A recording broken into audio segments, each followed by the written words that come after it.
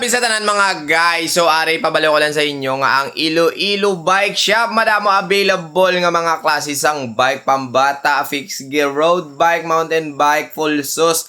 May ara kita mga available sinanokag sa mga parts pa nga hindi pa nato na post. Sa mga kapamangkot gali ang bike naton nga ginapang post pareha sini nga mga bike nga ari sa likod ko.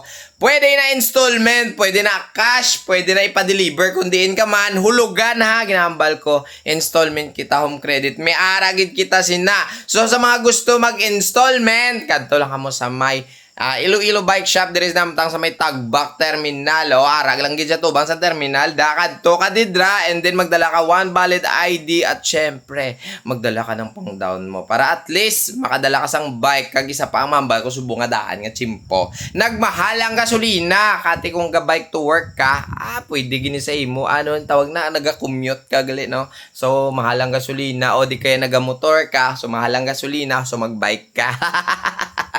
O, di bala? So, sa mga willing mga guys, no, damo-damo, available didra nga mga parts ang bike dira sa may Iloilo Bike Shop. Sa tanan nga mga nakita nyo sa ari sa likod ko, syempre, tama inakabarato.